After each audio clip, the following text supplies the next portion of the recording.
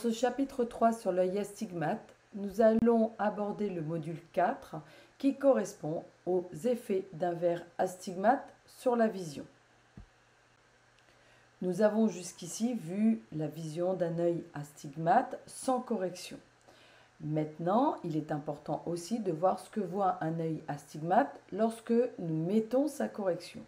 Alors déjà, comment corrige-t-on un œil astigmate? Nous allons dans un premier temps aborder ce qu'est un verre plan cylindrique. Le verre astigmate résulte en fait d'un accolement entre un verre plan sphérique et un verre plan cylindrique. Par exemple, un verre de vergence plus 2 plus 1 à 90 degrés équivaut à l'association d'un verre sphérique de vergence plus 2 et d'un verre plan cylindrique de vergence plan plus 1 à 90 degrés.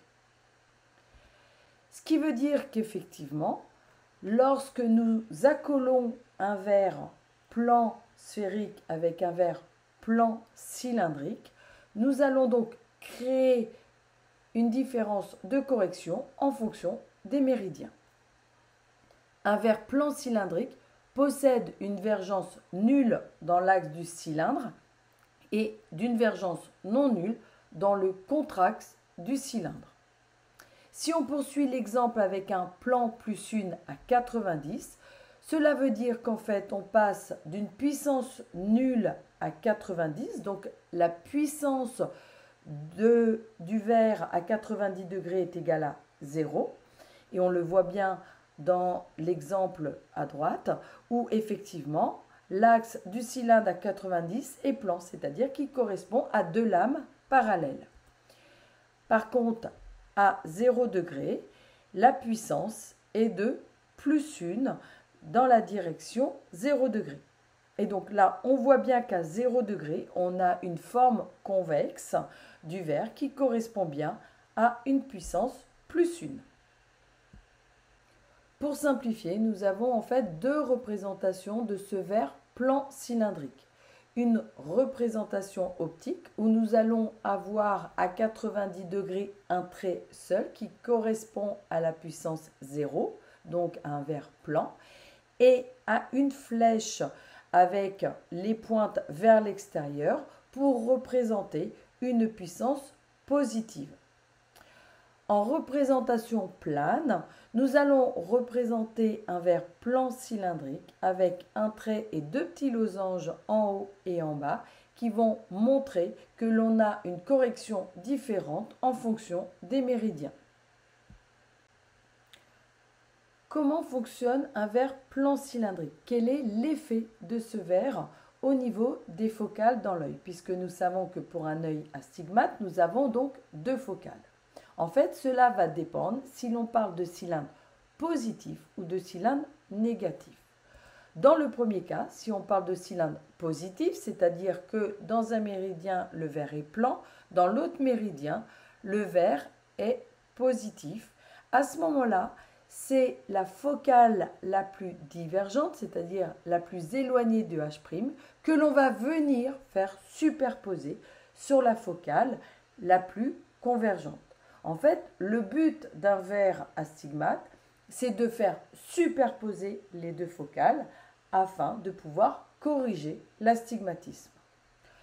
Lorsque l'on a un cylindre négatif, c'est-à-dire que effectivement dans un méridien on a plan, dans l'autre méridien la puissance du verre sera divergente, à ce moment-là, c'est la focale la plus convergente que l'on va superposer à la focale la moins convergente. Lorsque l'on a compris ça, on va mieux comprendre ce qu'est un verre torique. Si on prend par exemple un verre de puissance plus 2 plus 1 à 90, cela veut dire que nous avons comme vergence dans le méridien à 90, la puissance du verre sera donc de plus 2. Et dans le méridien à 0 degré, à ce moment-là, la puissance sera donc de plus 2 plus 1, et donc ça fait plus 3. Donc la puissance du verre à 0 degré sera donc de plus 3.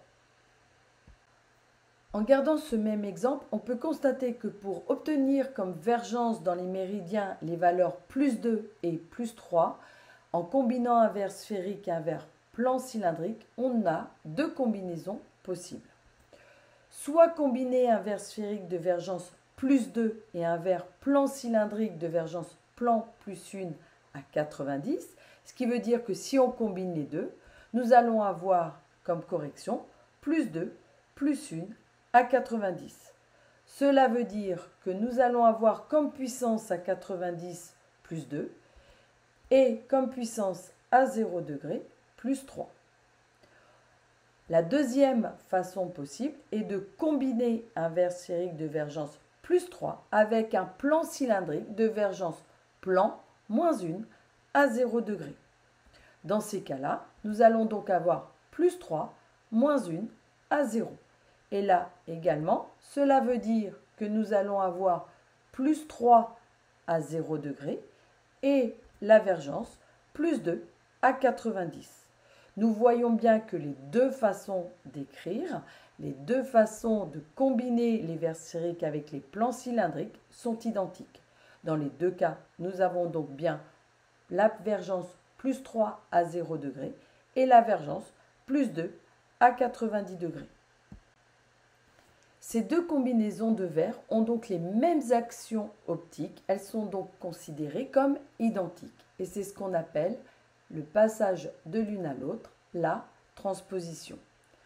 Nous allons donc travailler plutôt en cylindre positif pour la commande des verres, puisque la fabrication de verres se fait avec des plans cylindriques positifs.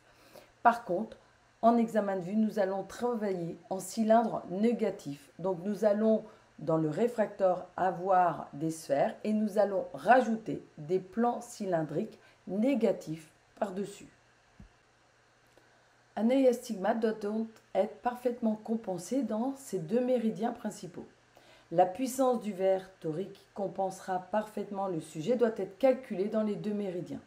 Prenons comme exemple les méridiens 0 et 90. Nous allons retrouver les mêmes formules que nous avons vues lors des amétropies sphériques, sauf que là, le calcul doit être fait deux fois dans les deux méridiens.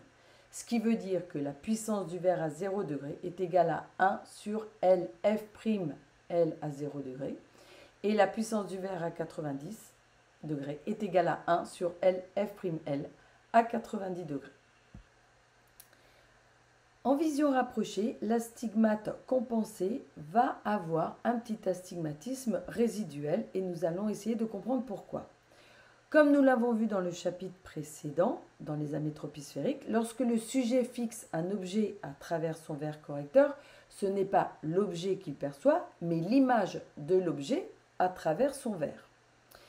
La correction étant différente dans les deux méridiens, l'image de cet objet ne se situera donc pas à la même distance dans les deux méridiens. C'est-à-dire que l'image d'un objet à travers un verre torique, en fonction des deux méridiens, ne sera pas au même endroit. Le calcul théorique de l'accommodation dans chacun des méridiens principaux donnera donc des valeurs légèrement différentes, puisque l'image de l'objet perçu à travers le verre n'étant pas au même endroit en fonction des méridiens, l'accommodation théorique pour regarder cette image à travers le verre devra donc être différente. Or, le sujet ne peut pas accommoder de valeurs différentes en fonction des méridiens. L'accommodation est fixe pour les deux yeux. Donc, cette différence théorique d'accommodation va donc créer un astigmatisme résiduel en VP correspondant à la différence des valeurs d'accommodation obtenues. La vision à travers un verre torique va être déformée et nous allons essayer de comprendre pourquoi. Déjà, le grossissement induit par le verre dans chacun des méridiens principaux est différent puisque les puissances principales du verre sont différentes. Nous avons vu dans le chapitre précédent qu'à travers un verre hypermétrope, l'image va être grossie. À travers un verre myope, l'image va être diminuée. Il en résulte donc une perception déformée des objets qu'il regarde puisque la puissance dans chacun des méridiens va être différente. Prenons un exemple. Si on considère un œil parfaitement compensé par un verre de plus 2, moins 4 à 0 degré. Cela veut dire que dans le méridien à 0 degré, la puissance du verre est donc de plus 2. Elle est donc positive. Donc l'effet du verre à 0 degré va être un effet grossissant. Cependant, à 90 degrés, la puissance du verre va être donc de moins 2. Et donc, comme dans ce méridien, la puissance du verre est négative, l'effet du verre à 90 degrés va donc être rapetissant. La vision à travers un verre torique, si nous reprenons donc ce même verre de plus 2, moins 4 à 0 degré, si ce sujet regarde à carré à travers cette correction, on va donc avoir un effet grossissant à 0 degré et un effet diminuant à 90 degrés. Ce qui est fait qu'un astigmate de plus 2, moins 4 à 0 degré, regardant à carré à travers sa correction, va le voir rectangulaire. C'est ce qui explique qu'effectivement, certains de vos clients ont l'impression de voir les images déformées lorsqu'ils changent de correction ou lorsqu'ils ont un astigmatisme pour la première fois. Nous allons donc voir les conséquences d'un verre torique lorsque l'astigmate corrigé va regarder une croix. On va prendre le cas d'un astigmate compensé par un verre moins 1, moins 2 à 0 degré. La croix va être vue nette puisque l'œil est parfaitement compensé. Cependant, dans le méridien à 0 degré, nous avons la puissance de moins 1 dioptrie. Et dans le méridien à 90, nous avons la puissance de moins 3. Le moins 1, moins 2, donc ça fait moins 3 dioptries. Ce qui fait que l'extériorisation objective d'une croix par le sujet va être proportionnelle aux dimensions des images rétiniennes. Donc, dans le cas de la vision de cette croix, la branche verticale va être perçue plus petite que la branche horizontale, elle-même plus petite que sa vraie grandeur, puisque l'effet diminuant va être de plus en plus important en fonction si la correction est donc plus importante. On va donc avoir un effet diminuant à 90, un effet diminuant à 0 degré, et donc la vision de cette croix va être effectivement une croix, mais dont les branches verticales sera perçue plus petite que la branche horizontale. On constate que la perception de l'orthogonalité des branches de la croix est préservée parce que les déformations induites par le verre, la direction des méridiens principaux étant 0,90, la direction de ces méridiens est dans la même direction que l'orientation des branches de la croix. Malheureusement, ça n'est pas toujours aussi simple. Parfois, les méridiens principaux ne sont pas 0 ou 90 degrés. Et dans ces cas-là, nous allons voir quelle est la perception de cette croix si les méridiens principaux ne sont pas parallèles aux branches de la croix.